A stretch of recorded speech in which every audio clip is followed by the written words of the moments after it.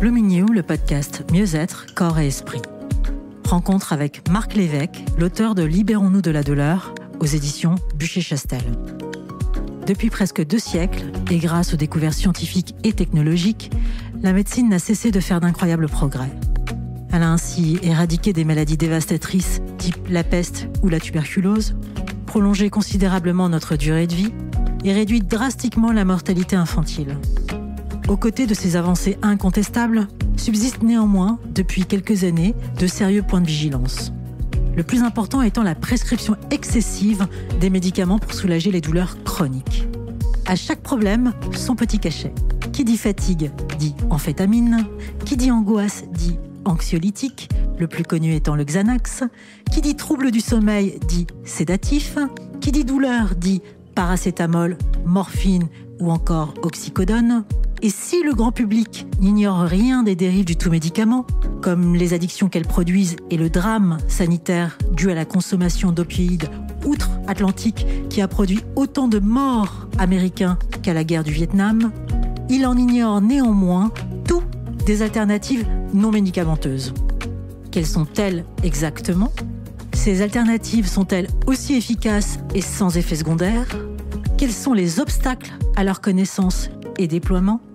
Pour tout comprendre sur le processus de la douleur et ses nouveaux traitements, nous recevons le docteur Marc Lévesque, l'auteur de Libérons-nous de la douleur. Marc Lévesque est neurochirurgien et spécialiste de la douleur à Marseille. Formé en France, en Belgique et au Canada, il est l'auteur d'ouvrages spécialisés ou grand public dans le domaine de la psychochirurgie et de la chirurgie de la douleur. Je suis Amal Dadol, une simple curieuse de ce qui fait une vie bonne et heureuse. Marc Lévesque, bonjour. Bonjour Amal. Qu'est-ce que la douleur pour un médecin qui est spécialisé dans la douleur ? Alors la douleur déjà c'est quelque chose d'hyper fréquent, c'est le premier motif de consultation chez le médecin généraliste. C'est 14 millions de douloureux chroniques, donc si c'est pas vous qui souffrez de douleur, c'est votre frère, c'est votre entourage. Ça veut dire 14 millions, c'est une personne sur 5. C'est donc un mal très fréquent et parfois sous-traité. Alors, vous considérez que la douleur n'est pas un problème physique ou psychologique, mais un phénomène bio-psychosocial. Et vous prenez en exemple la crise des opioïdes survenue aux États-Unis, responsable de 500 000 morts en 20 ans. Pouvez-vous étayer cette idée ? Alors, en fait, il y a toutes sortes de douleurs. Il y a la douleur aiguë qui nous sert en fait à nous protéger, à préserver notre intégrité physique. En fait, c'est l'alarme dans la maison qui est là pour nous dire il y a une intrusion, il y a une luxation, il y a une brûlure, il y a une blessure. Donc ça, c'est une douleur qui est salvatrice. Et c'est une douleur dont on arrive à se protéger assez facilement, notamment, comme vous l'avez dit, avec les opioïdes. Et puis, il y a une douleur, en fait, qui est inutile, qui sert plus à rien. C'est la douleur chronique, c'est-à-dire la douleur qui s'installe. C'est-à-dire l'alarme qui retentit dans la maison alors qu'il n'y a plus d'agression, qu'il n'y a plus d'intrusion. Et cette douleur, elle est plus difficile à traiter, en tout cas avec les médicaments. Puisqu'en fait, les médicaments, puisqu'il s'agit d'une douleur chronique, il faut les prendre sur le long terme. Et les médicaments sur le long terme, ça a beaucoup d'effets indésirables, notamment les médicaments que vous avez cités, les opioïdes. Alors, auparavant, ces opioïdes, on les donne toujours dans la douleur cancéreuse. Et même dans la douleur cancéreuse, je pense qu'on pourrait faire des progrès, parce que la douleur cancéreuse n'est pas forcément si bien traitée qu'elle le mérite. Et parfois même, il y a un recours aux opioïdes trop tardif. Mais il y a un phénomène inverse, c'est dans la douleur chronique, comme par exemple des douleurs de genoux, des douleurs de hanches, des douleurs de dos, qui vont être traitées par les opioïdes. Et les opioïdes, sur le long terme, non seulement, et ça on le sait tous, ça peut vous rendre addict, ça peut provoquer de l'accoutumance, mais ça a un effet beaucoup plus pervers, c'est que ça va perturber, ça va fausser, ça va modifier votre seuil de la douleur. C'est-à-dire que plus vous allez prendre d'opioïdes sur le long terme, sur des mois, des années, plus votre seuil douloureux va s'abaisser. On appelle ça, dans notre jargon, l'hyperalgésie induite par la morphine. L'algésie, c'est l'hyperdouleur induite par la morphine. Donc non seulement la morphine ne va pas vous soulager, mais elle va détraquer votre système de la douleur et amplifier sur le long terme la douleur. Alors, on apprend dans votre livre que l'épidémie d'addiction à des narcotiques de prescription aux États-Unis a pris racine dans un petit article daté de 1980, consacré à une étude sur la toxicomanie de la morphine des chercheurs Porter et Gic. Comment est-ce arrivé ? Voilà, non, vous êtes très bien lu. Ouais, c'est vraiment le battement d'ailes de papillon. C'est un petit article insignifiant, qui a été repris dans une revue New England Journal of Medicine, qui est une revue prestigieuse, mais un article presque inaperçu et qui n'était pas tellement étayé, qui dit finalement qu'il y a peu de risques d'accoutumance dans la douleur chronique. Et ça, c'est un article qui mentionne, sans véritable étude, simplement tous les articles qui vont suivre, qui vont vouloir promouvoir les morphiniques dans la douleur chronique, vont s'appuyer sur ce minuscule article d'une dizaine de lignes pour dire que non, il n'y a pas de phénomène d'accoutumance. Et surtout, ça va arriver à un moment aux États-Unis où il va y avoir une campagne médiatique extrêmement forte pour promouvoir les morphiniques dans la douleur chronique non cancéreuse. Et à partir de là, quand on va promouvoir les morphiniques dans ce type de douleur, en fait, on ouvre la boîte de Pandore. Justement parce que on va mettre des patients qui ont des douleurs chroniques, des douleurs lombaires, des douleurs cervicales sous morphinique, et on va être obligé d'augmenter les doses. Ils vont petit à petit être de plus en plus dépendants, et avec, au bout du compte, l'overdose et la mort, ce que certains ont appelé la mort sur ordonnance. Et ce qui est intéressant, ce qui s'est passé aux États-Unis, dont on ne parle pas beaucoup, pourtant, en fait, l'an passé, entre 2020 et 2021, il y a eu 100 000 morts aux États-Unis par opioïdes prescrits. Il y a une étude assez incroyable qui a été faite dans le JAMA. Le JAMA, c'est un journal assez prestigieux scientifique américain, qui a montré que le vote Trump et la prescription des morphiniques, la cartographie de ces morts par opioïdes prescrits et le vote Trump se superposaient. Pourquoi ? Parce que finalement, les patients qui ont été mis sous morphinique, souvent, ça a été une forme de médicalisation d'un problème social. C'est tous ces patients de ce qu'on appelle la Rust Belt, c'est-à-dire la ceinture de rouille des États-Unis, qui ont été touchés de plein fouet par la mondialisation, par le chômage, et qui ont trouvé finalement dans la morphine une sorte de cataplasme à leur souffrance. Et c'est ces mêmes patients qui ont voté, les petits blancs déclassés de la mondialisation, les gueules cassées de la mondialisation, qui ont voté Trump il y a quelques années. Qu'en est-il en France ? Alors en France, la comparaison en valeur absolue n'a rien à voir. On n'en est pas du tout dans ces dimensions. Simplement, il y a des indicateurs d'évolution qui sont quand même assez préoccupants, à tel point que récemment, une commission a remis un petit peu au clair la prescription de morphinique, notamment de tramadol. Parce qu'il y a cette tendance, effectivement, à prescrire de plus en plus facilement la morphine dans la douleur chronique non cancéreuse, c'est-à-dire les douleurs d'arthrose, les douleurs de lombalgie, les douleurs, même parfois les maux de tête, dans certaines douleurs comme la fibromyalgie également, alors qu'on sait que c'est des molécules qui sont peu efficaces et avec beaucoup d'effets secondaires.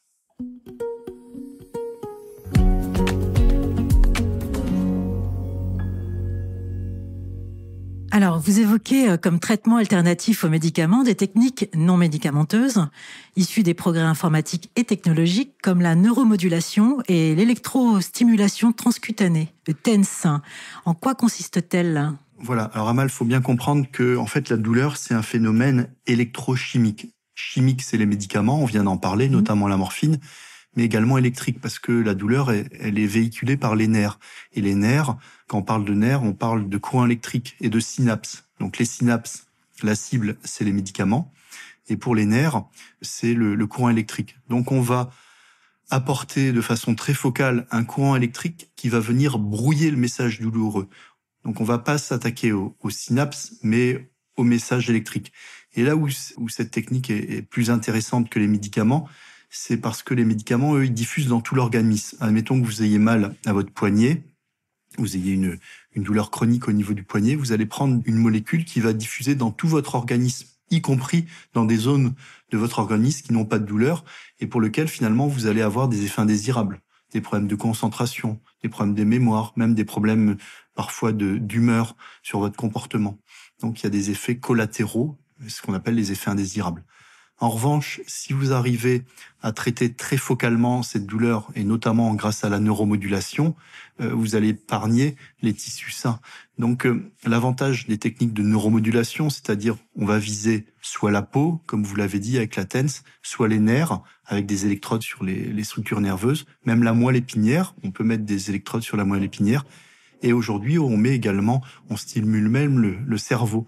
On appelle ça la stimulation magnétique transcrânienne. Donc ça, c'est un nouvel arsenal que beaucoup de patients, y compris de médecins, ne connaissent pas encore bien. Alors, quelles pathologies et maladies peuvent-elles traiter ? Alors, si on prend par exemple une douleur neuropathique, les douleurs neuropathiques, c'est des douleurs qui sont liées au fait que les nerfs ont été abîmés, que ce soit par une hernie discale, que ce soit par une intervention, que ce soit par un accident. Lorsque le nerf est abîmé, il repousse pas, ou alors il repousse avec des douleurs. En fait, c'est comme si on reprend un petit peu l'image de l'alarme, si vous mettez des coups de marteau sur les fils électriques, il va y avoir des courts-circuits. Et finalement, l'alarme va retentir en permanence. Donc ça, c'est la douleur neuropathique. Habituellement, on donnait des antidépresseurs, des antiépileptiques et même des morphiniques.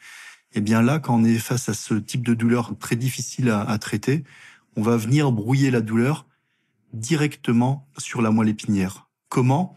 Eh bien, au niveau de la moelle épinière, on a deux voies anatomiques.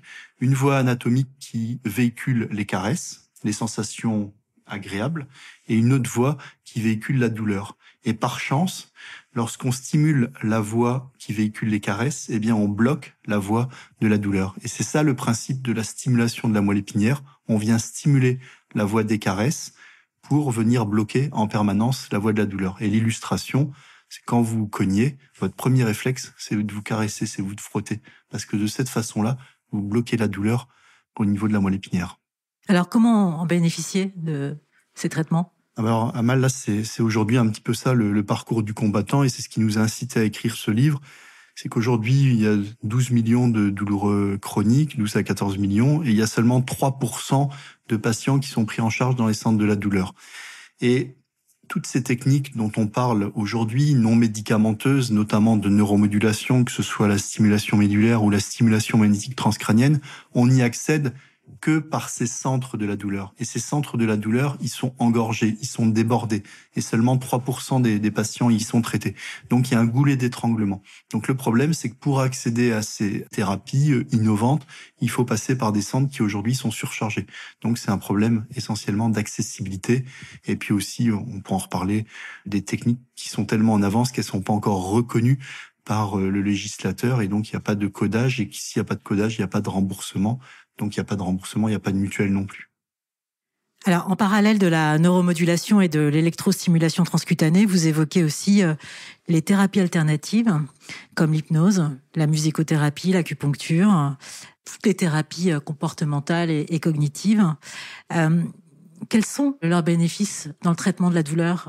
Alors, leurs bénéfices sont immenses. Toutes ces techniques non médicamenteuses, elles se trouvent dans la boîte à outils pour nous aider à combattre la douleur, au niveau psychique. Alors, il y a par exemple le sport, l'activité physique. On sait que l'activité physique, chez notamment un patient avec des douleurs lombaires, plus on va muscler son dos, plus on va diminuer les douleurs. Vous vous souvenez, il y a une campagne de la sécurité sociale il y a pas longtemps, c'était le dos, le traitement, c'est le mouvement. Donc, l'activité physique, c'est aujourd'hui une technique qui est efficace, qui est reconnue, qui est validée scientifiquement, mais pour lequel, on a du mal à évoluer. Le sport sur ordonnance, il a encore du mal à être prescrit par les confrères, et en tout cas, il est pas remboursé. Comment vous expliquez ça ? Alors, il y a déjà un manque d'information, d'une part, de la part des médecins, de la part des patients. D'autre part, comme je vous le disais, là où on peut bénéficier de ces techniques, l'accès est difficile. Il faut dire aussi qu'on est dans un pays avec une forte culture du médicament, c'est-à-dire en face, comme vous le disiez très joliment là dans votre introduction, en face d'un problème, on met une molécule.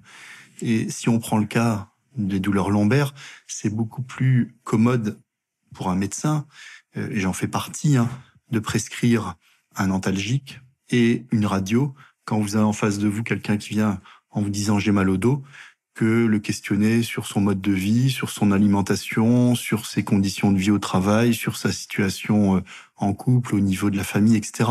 Finalement, essayer de comprendre quelle est la place de ce mal de dos dans son économie psychique. Et finalement, on s'aperçoit que souvent, le mal de dos est révélateur de quelque chose, ou lorsqu'il ne l'est pas, en tout cas, il peut être combattu par autre chose que le médicament, par l'activité physique, par la natation. La natation, on le sait, ça a beaucoup de vertus, c'est doux, c'est relaxant, ça neutralise le poids du corps, etc.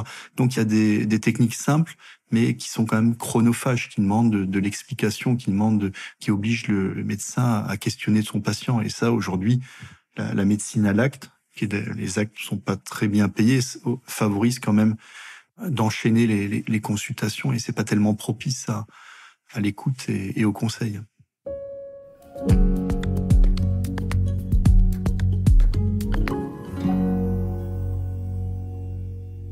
La plante ne dit rien, l'oiseau se tait, que dire? Cette douleur est seule au monde, quoi qu'on veuille. Elle n'est pas celle des autres, c'est la mienne. Une feuille a son mal, qu'ignore l'autre feuille, et le mal de l'oiseau, l'autre oiseau n'en sait rien. Alors, c'est quelques vers qui sont extraits d'un très beau poème, en fait, d'une jeune fille qui est décédée à 15 ans, une poétesse, Sabine Sicot, qui souffrait d'une ostéomyélite, c'est-à-dire une maladie infectieuse, qu'elle compare d'ailleurs à cette bête invisible aux minuscules dents, qui l'a grignotée petit à petit dans d'atroces souffrances. Et cette petite fille là de 15 ans, qui va mourir à 15 ans, elle va avoir des vers admirables, et elle va en fait transmuter sa douleur en des vers magnifiques. Et dans ces vers, en fait, elle nous dit que la douleur, en fait, on ne peut pas la partager. D'ailleurs, il y a le riche qui disait la seule douleur qu'on supporte, c'est celle des autres, en fait. Donc la douleur, elle rime avec la solitude. Les gens qui souffrent, souvent ils sont seuls. Et c'est vrai qu'une des thérapies dans la douleur, c'est l'ouverture aux autres, c'est la sociabilité. Mais quand on souffre, on est seul, on est désespérément seul. Et pourquoi avez-vous choisi cet extrait? Pourquoi avez-vous voulu partager Parce que, en fait, ce livre, en fait, c'est des caractères sur du papier, et il y a rien, finalement, dans ce livre qui puisse nous faire toucher du doigt ce qu'est la douleur, parce que la douleur, on la ressent dans sa chair, dans sa solitude. Et j'ai trouvé que ces quelques mots, en fait, permettaient par la poésie, par la magie de la poésie, là, nous faire comprendre la détresse de celui qui souffre et sa solitude.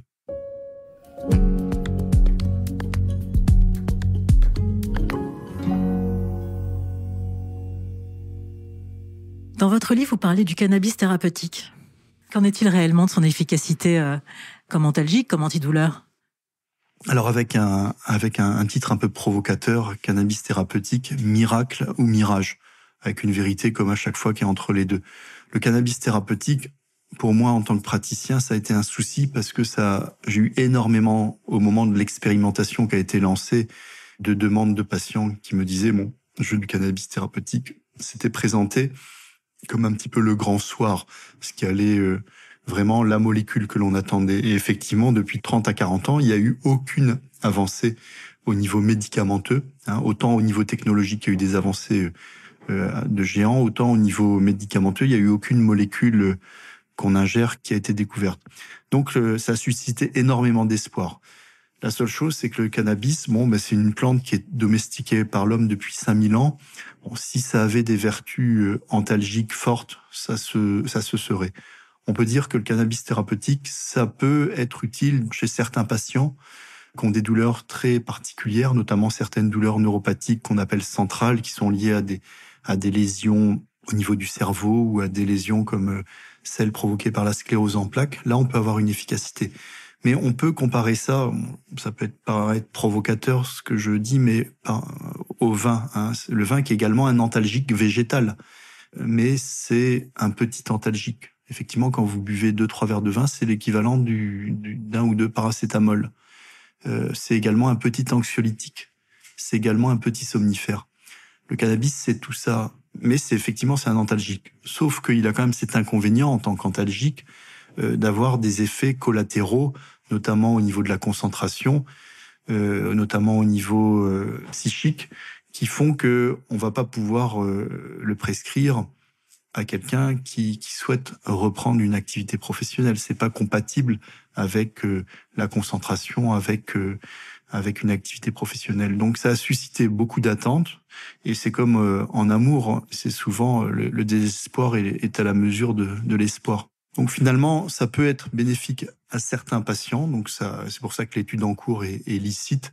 Mais on considère qu'un peu moins d'1% des patients qui sont en centre de la douleur peuvent vraiment en tirer profit. Quid des effets du paracétamol et de l'aspirine, qui sont quand même en vente libre, Quelles sont leurs efficacités, limites et risques? Alors pour l'aspirine, on a coutume de dire aujourd'hui, si jamais on demandait son autorisation de mise sur le marché, son AMA, en fait, elle serait refusée parce qu'il y a beaucoup d'effets secondaires et notamment le fait que ça fluidifie le sang. Et c'est d'ailleurs cet effet secondaire de l'aspirine qu'on utilise pour traiter les gens, par exemple, qui ont fait un infarctus. Ça a fluidifié leur sang de façon à éviter les caillots. Donc, d'une part, c'est risque au niveau de la coagulation et puis aussi, ça peut perforer votre estomac, votre tube digestif, donc si vous en prenez trop. Ça, c'est les effets secondaires de l'aspirine. Pour le paracétamol, c'est une molécule qui est métabolisée par le foie. Et si vous en prenez trop, et trop fréquemment, à un moment donné, votre foie va plus être en mesure de l'éliminer. Ou si, par exemple, vous avez une pathologie du foie, comme par exemple une cirrhose, vous n'allez pas pouvoir l'éliminer. Et ce médicament que vous pouvez pas éliminer, au niveau du foie, va même devenir un toxique et va même abîmer votre foie, jusque parfois même à être fatal. Ça s'appelle l'hépatite fulminante et entraîner le décès. Donc, c'est un médicament qui peut être dangereux à grosse dose et avec des prises trop fréquentes.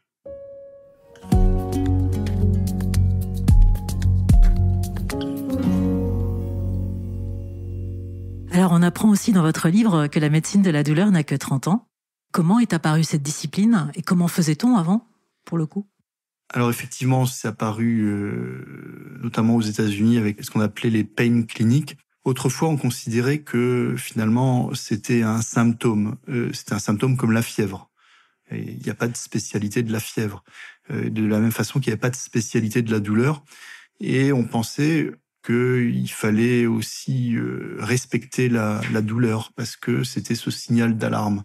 Et puis aussi, il faut bien dire, on n'avait pas aussi l'arsenal thérapeutique dont on dispose aujourd'hui, même si on était déjà doté de la morphine. Et puis, il y avait aussi derrière ça la religion. Enfin, les grandes religions monothéistes respectent la douleur. Tu enfanteras dans la douleur, mais on le retrouve également dans la religion musulmane où, en fait, on y voit une certaine fatalité. Donc, c'est une prise de conscience qui est assez récente et qui a été relayée par les plans douleur. Il y a eu un premier plan et un deuxième plan aux douleurs dans les années 90 qui ont permis des avancées vraiment importantes dans la prise en charge de la douleur. Mais là, depuis quelques années, on a l'impression que ça piétine un petit peu, que ça s'essouffle, qu'on essaye de répondre à ça par la culture un petit peu du médicament. Et dans le même temps, on voit apparaître toutes ces nouvelles techniques, ces nouvelles technologies qui sont sous-pénétrées alors qu'elles deviennent de plus en plus efficaces. Donc c'est un petit peu l'objet de ce livre, c'est réhabiliter des choses toutes simples comme la relaxation, l'hypnose, l'acupuncture, la musicothérapie, et puis également mettre un coup de projecteur sur ces thérapies nouvelles qui évoluent à une vitesse logarithmique. Prenez le téléphone que vous aviez il y a une trentaine d'années, ce gros téléphone gris là des PTT, aujourd'hui il s'est transformé en un smartphone avec une puissance absolument faramineuse. C'est pareil pour les dispositifs de neurostimulation. Ils sont devenus très très puissants à tel point qu'aujourd'hui on peut les oublier comme la douleur. Pourquoi faites-vous ce que vous faites aujourd'hui ? J'ai beaucoup de chance de pouvoir soulager les gens qui souffrent et j'ai beaucoup de chance d'arriver à un moment où finalement on a, nous médecins, ces outils. Et c'est vrai que c'est quelque chose de formidable pour un médecin de pouvoir soulager son prochain. Et c'est vrai que c'est gratifiant. La plupart des patients que j'opère, je leur donne je leur donne mon numéro de portable et dans les jours je vois les messages de satisfaction et ça c'est vrai que ça fait vivre de voir que les gens qui vivent sans douleur reprennent goût à leur vie de famille, reprennent goût à leur travail, reprennent goût et ça c'est une chance extraordinaire là de faire ce travail aujourd'hui. Et pourquoi avez-vous choisi ce métier ? Comment est-ce arrivé ? Initialement, je m'étais intéressé à la psychiatrie et puis la psychiatrie c'est une discipline extrêmement dure à tout point de vue. La chirurgie, ça me paraissait plus immédiat, plus rapide, plus concret aussi. Il y avait l'aspect manuel qui me tentait. Et finalement, la chirurgie de la douleur, c'est une façon de réconcilier l'aspect psychologique et l'aspect manuel, et en étant au service de la plus belle cause qui soit, enfin, à mon sens, soulager la douleur des autres. Donc c'est un peu les hasards de la vie. Quels obstacles rencontrez-vous dans l'exercice de votre pratique ? Sans doute la méconnaissance. C'est pour ça qu'une émission comme la vôtre, elle est utile. C'est-à-dire qu'il y a beaucoup de gens qui souffrent dans leur coin, seuls, sans savoir qu'aujourd'hui, il y a des thérapies non médicamenteuses, efficaces, qui ont fait leurs preuves, qui sont disponibles. Et bon, on a évoqué toutes les techniques de neuromodulation, c'est-à-dire la stimulation de la peau, la stimulation des nerfs, de la moelle épinière, du cerveau, mais également les thérapies cognitives, comportementales, la relaxation, la méditation pleine conscience. En fait, il y a toute une multitude de thérapies que l'on ne connaît pas et que les médecins aussi ne connaissent pas, parce que c'est des thérapies que l'on offre dans les centres de la douleur, et ces centres de la douleur, c'est difficile d'y accéder. Donc c'est ça le principal obstacle, c'est sans doute un peu l'ignorance des patients, et puis aussi parfois de certains de mes confrères. Alors, quand on ne peut pas accéder à ces centres de la douleur, comment fait-on ? C'est là toute la difficulté. C'est pour ça qu'on aimerait que finalement la prise en charge de la douleur sorte des murs de l'hôpital. C'est-à-dire qu'aujourd'hui, on est dans un système qui est assez hospitalo-centré. C'est-à-dire que les centres de la douleur, ils sont essentiellement dans les hôpitaux. C'est comme si, un petit peu, si vous vouliez accéder à votre médecin généraliste en passant par les urgences. Si vous voulez accéder à ces thérapies un petit peu alternatives, c'est dans les centres de la douleur qu'elles sont disponibles. Donc ce qu'il faudrait, c'est qu'aujourd'hui, qu'il y ait davantage de médecins de la douleur, notamment en libéral. C'est-à-dire qu'il y ait des médecins de la douleur, comme on trouve des médecins généralistes, des ophtalmologues, des dermatologues. Donc ça passe aussi par une reconnaissance de cette spécialité comme une spécialité à part entière, ce qui n'est pas le cas. C'est pas ce qu'on appelle l'algologie. L'algologie aujourd'hui n'est pas reconnue comme la dermatologie, la cardiologie. Il y a des enseignements à la faculté, mais pas énormément, une vingtaine d'heures qui sont obligatoires. Il y a des diplômes, mais c'est une spécialité qui est assez difficile parce que ce sont des patients qui ont un itinéraire assez long. C'est des consultations qui sont longues. Et comme je vous le disais, donc il faudrait revoir la prise en charge, et notamment davantage de médecins libéraux qui puissent soit en mesure de prendre en charge cette pathologie, et donc forcément, il y a des enjeux financiers aussi derrière tout ça. Quelle rencontre a changé votre vie ou fait évoluer votre pratique ? J'ai eu des mentors qui m'ont initié techniquement, et puis qui m'ont fait grandir dans une... J'allais utiliser le terme d'amour, mais du patient, de la personne dont on doit prendre soin. Voilà, faut aimer ses patients sans trop leur montrer.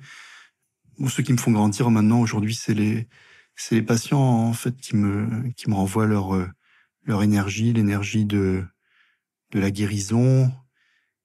Et j'ai du mal à vous répondre. Hein, en plus c'est un peu intime là de ce que vous me dites là. J'ai fait beaucoup de rencontres qui m'ont amené là, et aujourd'hui, oui, c'est les patients qui me...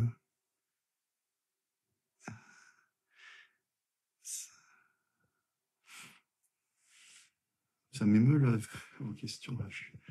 On touchait à des choses un petit peu intimes sur mon parcours, et c'est vrai que c'est les rencontres que j'ai eu la chance de faire, notamment au Canada, parce qu'aussi pour faire ce genre de métier, il faut aussi avoir un peu aussi souffert soi-même. Donc oui, ça vient remuer des choses intimes.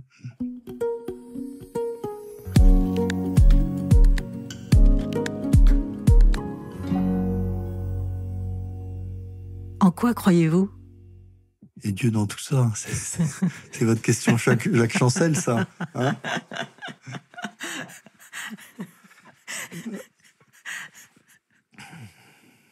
À vrai dire, pas grand-chose. C'est peut-être pour ça que le temps qui nous est donné, en fait, on doit faire en sorte qu'il soit le le plus agréable possible et supprimer au maximum la douleur. Qu'est-ce qui vous inspire ou vous émeut ? C'est l'amour. Qu'est-ce qui vous effraie aujourd'hui ? C'est l'évolution de nos sociétés,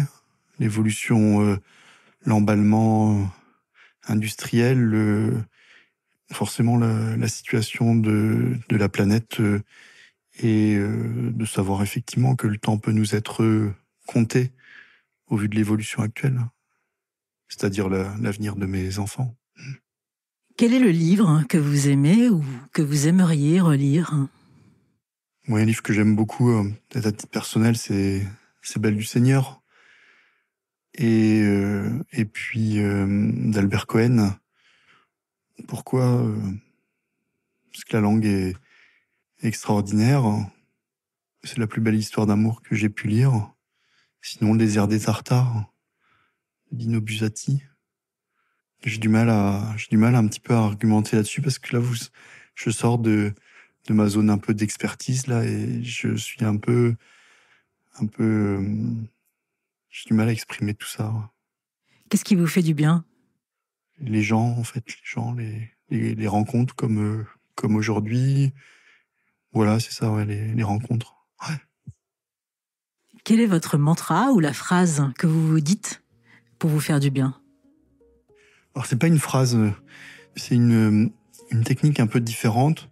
C'est quand j'ai un temps mort, que ce soit, par exemple, j'attends à la boulangerie ou derrière le distributeur, au lieu de m'impatienter, j'essaye de faire l'inventaire de tout ce qui va bien dans ma vie. Et notamment, de prendre conscience que j'ai pas mal. En fait, ça, c'est un petit conseil que je vous donne à mal. Hein. Mais en fait, souvent, on prend conscience de notre état de bien-être quand on a une douleur. En fait, quand on a une rage de dents, on dit « Ah, qu'est-ce que j'étais bien quand j'avais pas mal aux dents ?» Là, par exemple, j'ai pris un gros coup de soleil sur le ventre, là, et ça me fait prendre conscience, par ailleurs, que du silence de mes autres organes. C'est-à-dire que j'ai mal au ventre, mais finalement, partout ailleurs, ça va bien. Et donc, quand je suis dans la file d'attente de la boulangerie, en fait, je me dis, voilà, je fais un beau métier, mes organes sont silencieux, j'ai une belle famille, j'essaye de trouver tout ce qui va bien dans ma vie, et puis le moment arrive de devoir acheter mon pain. Eh bien, merci Marc. Merci Amal. Tandis que la recherche dans l'antalgie chimique piétine, les progrès dans le soulagement électrique de la douleur, eux, s'emballent. Entre ce constat du docteur Lévesque et la méfiance croissante de la population, il ne fait aucun doute que nous assistons au déclin, long mais inévitable, de la culture du tout médicament. Le véritable défi du traitement de la douleur n'est pas tant technologique que sociétal, où nous devons encore comprendre que la douleur ne peut être réduite au seul champ du physique, tout comme la santé au seul domaine du médecin. Il s'agit au contraire de passer d'un système vertical avec un patient passif à un système de relation et de dialogue avec un patient acteur de sa guérison et une équipe médicale empathique, soucieuse de comprendre et d'agir sur l'environnement qui a vu naître la douleur.